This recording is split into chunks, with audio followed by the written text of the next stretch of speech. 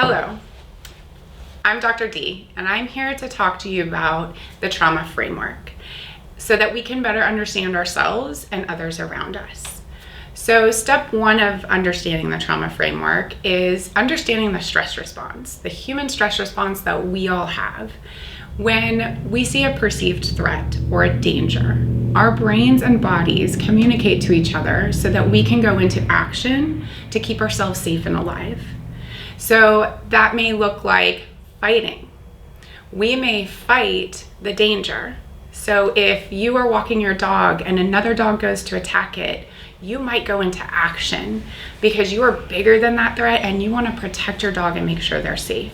So you run in to try and pull them apart or do something to keep your dog safe. That's the fight response. This could also look verbal. You may talk to someone or say something. Going into action by fighting. The next one is flight. Flight is when the perceived danger is maybe bigger or scarier, and we get away from that danger as fast as we can. So flight may look like if a car is coming at you and you run away as fast as you can to get away from that car. So it is getting away from the danger. The next one we have is freeze.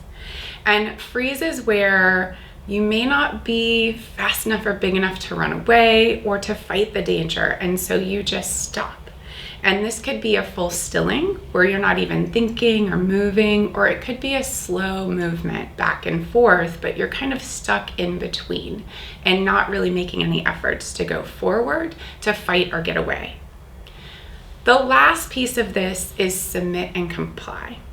Submit and comply may also be called other things. I've heard it as folding, fawning, appeasing. But submit and comply is where you give in or appease the danger. So this may be where fight, flight, and freeze are not things that you're able to do in those moments. And so you give in to the danger. These are things, think of this like fuel. When that danger happens, your brain sends chemicals and send signals to your body to say, go into action, move, fight, run, get out, appease, do whatever you can to stay alive and stay safe. Everyone has this response. Everyone, we all have it. It happens a lot of times throughout our lives. And that's wonderful, and it keeps us alive and safe. But as we move into thinking about trauma, what can happen is the system can overact, or danger's there all the time and our body never has time and our brain never has time to reset. Or the dangers just never stop. They're really there and really scary. And all of these things can cause us to go into a trauma response. And trauma is when there's an event or an experience that causes overwhelm in our system. It's really scary, it's really overwhelming, and we feel hopeless, helpless, and vulnerable. And this could be something that has the perception of either death, serious injury, or loss, whether that is real or not. We think it's gonna happen. So diving a little more into the definition of trauma, many different things can be considered traumatic. And what is traumatic to one person may not be traumatic to another. There's a lot of factors that can play into this. So it could be something like a car accident or a natural disaster, or it could be something that's more ongoing, like physical and sexual abuse. Also, something can be traumatic where it's a loss of something. So in neglect or in death, or if a family has been separated, maybe it's through divorce or other things. All of these things can be traumatic. And it's really important that we start to understand how the impact of this also affects our stress response. Because while everyone will have stressful incidents and have a stress response, not everyone will have trauma or experience the same things as trauma. The next thing we're going to talk about is normalizing big feelings. So when these big adaptations of stress can happen and we get really scared and overwhelmed, so many things can happen. Our system can get overloaded. We're not sure where to put feelings. Maybe it's not safe to put them anywhere. And so it can be really overwhelming. And what can happen is maybe a small little thing happens, like water spills, and then someone's exploding with anger. Or maybe you're in school and you get asked to sit down and you don't even know why, but you just start screaming, "Don't tell me what to do." Or maybe it's someone who runs out of the room when they're asked a question, which doesn't really make sense for what's happening, but because of the history of trauma or the experiences, it just gets overwhelmed and explodes out of our body, or we shut down and we just get it stuck inside. And this is a huge part of the trauma response. For example, right now, looking at this camera makes me really nervous, and I've wanted to run out of the room a whole bunch of times.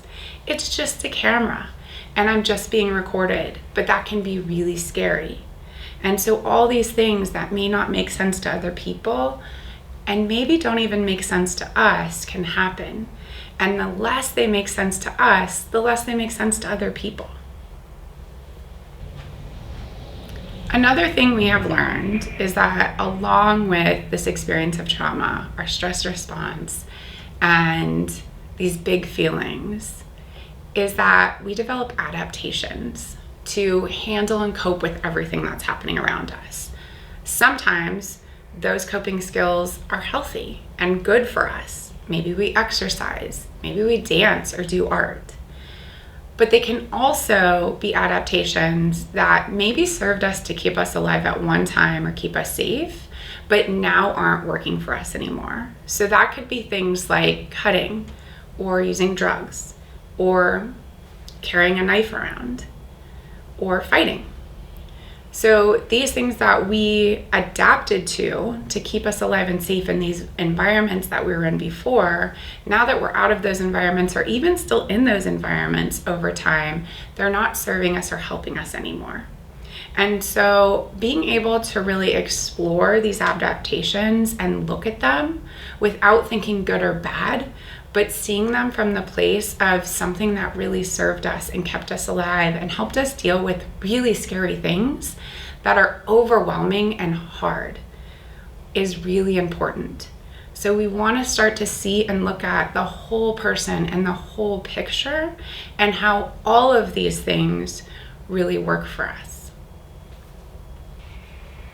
Now that we understand what's going on, we've been able to dive into how we've been handling it and dealing with it. The next step is to introduce alternatives. And this is where we want to co-create structures, routines, and safety, and start to think about new strategies. So if there's been things that I'm doing that are healthy and are good to keep going, we get to continue those. But now we want to look at some of the other things. So for example, let's say I cut myself. I cut myself because the overwhelm of what was happening around me just felt too big and I didn't know what else to do. And that helped me survive what was happening. But now cutting myself is causing people to ask questions. It's hurting me. I don't want the scars anymore, and I want to think about what to do next. So we can dive in to that understanding of the whole person and what's working or not working. And so maybe it's diving more into the art I like, or maybe it's doing some kind of special exercise, or communicating through poetry. I can find all these different ways and test them out and try and see. Or let's go back to maybe the knife. We talked about someone carrying a knife. Maybe I carried around a knife because all the places I went, I got beat up and I got really scared, and carrying that knife made me feel more secure. And I just knew I was safe and protected if I had that knife.